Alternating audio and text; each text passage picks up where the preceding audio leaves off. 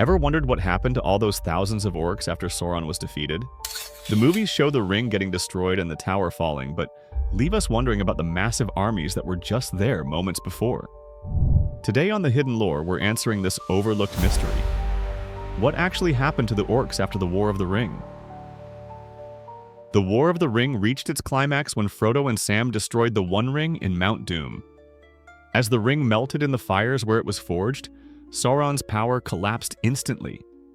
At the Black Gate, where the armies of the West stood in a desperate diversionary battle, the effect was immediate.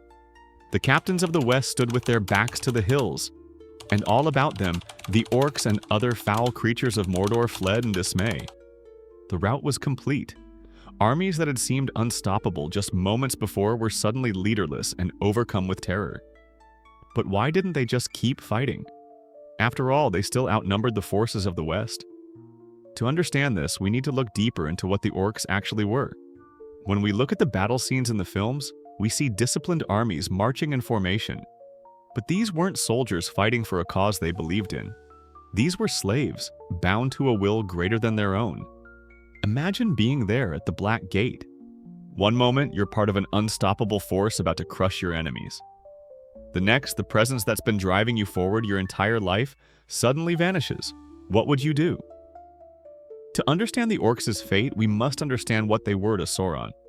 The Dark Lord viewed orcs not as allies but as tools, expendable resources to be used and discarded. Orcs served as infantry, laborers, and torturers, but their service wasn't freely given.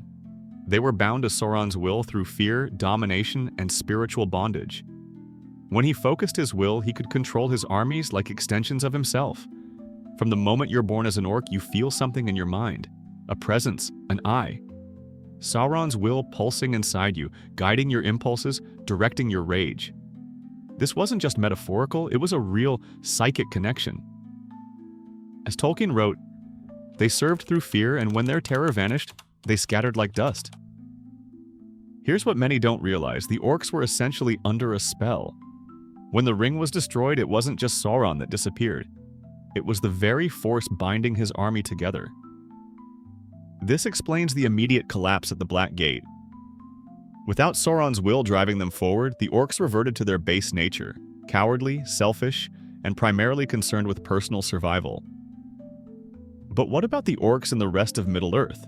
What about those stationed in watchtowers, fortresses, and encampments throughout Mordor and beyond? Their story is even more interesting. The destruction of the One Ring created a massive power vacuum. Without their master, the hierarchical structure of Mordor's forces collapsed almost instantly. Think of Mordor's power structure as a pyramid. At the top, Sauron. Just below, the 9 Nazgûl. Next, the Mouth of Sauron and other lieutenants. Below them, high-ranking orc commanders. At the base, thousands of common orcs. When the ring was destroyed, the top 2 levels vanished instantly. And into the heart of the storm, with a cry that pierced all other sounds, the Nazgûl came, shooting like flaming bolts. As caught in the fiery ruin of hill and sky, they crackled, withered, and went out. What happens when you remove the head of a brutal dictatorship all at once? Absolute chaos. The remaining orc commanders saw an opportunity. Ancient tribal resentments resurfaced. Tolkien explains, there would be orcs left over, of course, in various places, but they would be without central direction. Within hours, the orcs were no longer fighting men, elves, and dwarves. They were fighting each other. This isn't speculation. This is exactly what happened in Mordor after Sauron's fall. The various tribes and factions that had been forcibly united under Sauron's will immediately turned on each other, each chieftain seeing an opportunity to seize power. The result was a brutal civil war among the remnants of Sauron's forces. By the time the armies of the West had regrouped to advance into Mordor, they found much of their work already done for them. The orcs had decimated their own numbers. But not all orcs chose to fight. Many simply fled, seeking places to hide from both their enemies and their former allies. As Sauron's forces collapsed, thousands of orcs found themselves in hostile territory with no leadership. Their reaction was predictable. They ran.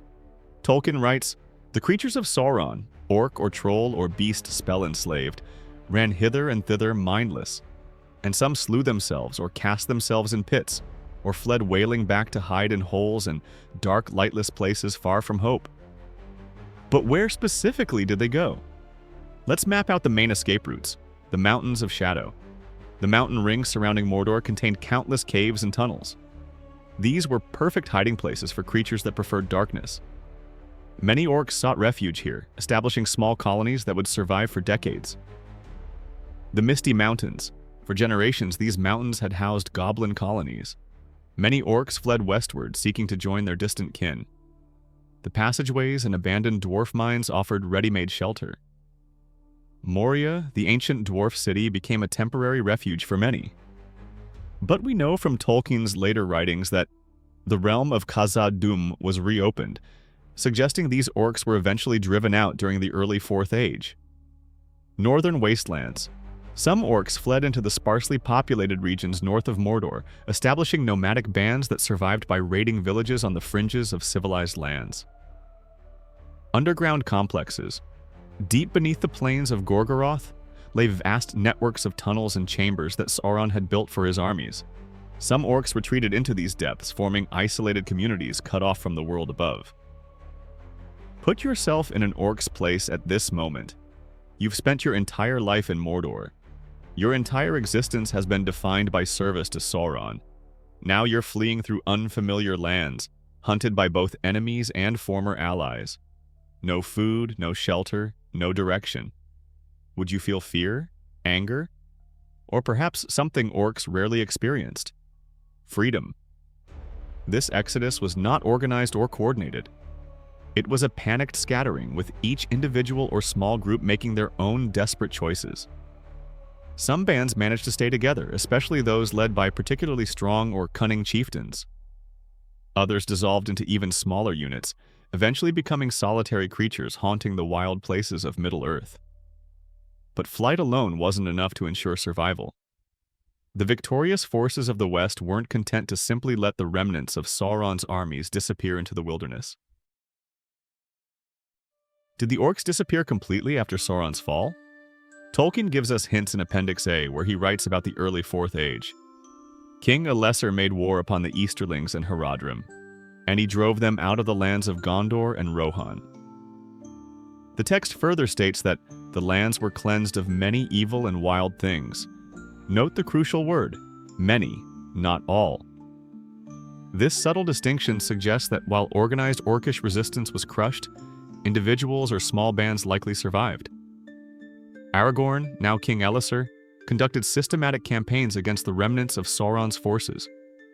These weren't merely defensive actions, but deliberate efforts to eradicate the lingering evil from the lands of men.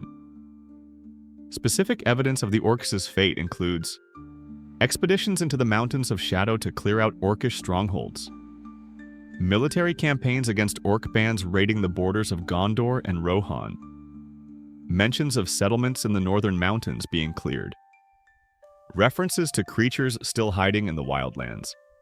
But these campaigns, thorough as they were, couldn't possibly have eliminated every last orc.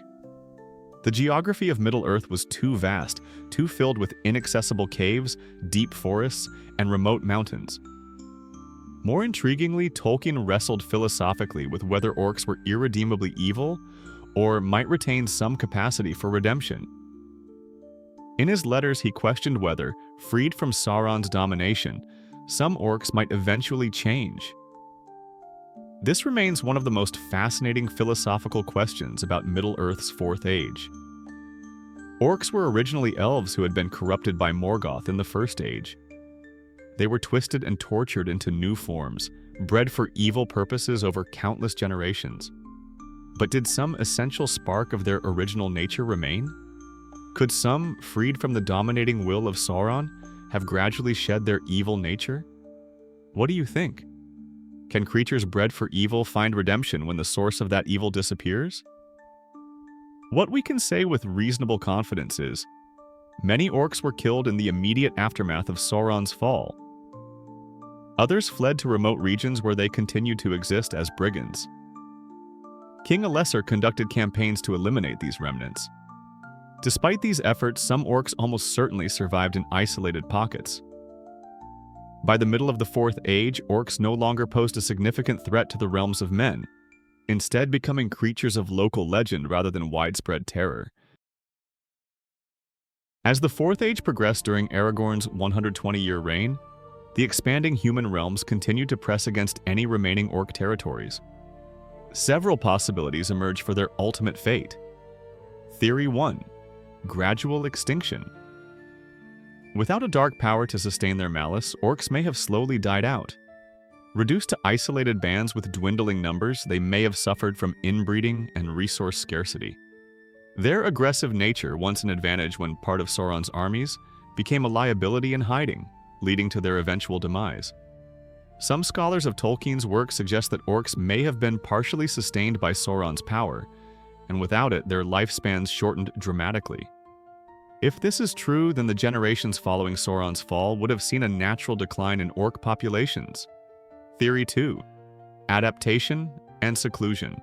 Some orcs may have adapted to the changing world, becoming more reclusive and perhaps even less aggressive as they struggled to survive in a world increasingly dominated by humans.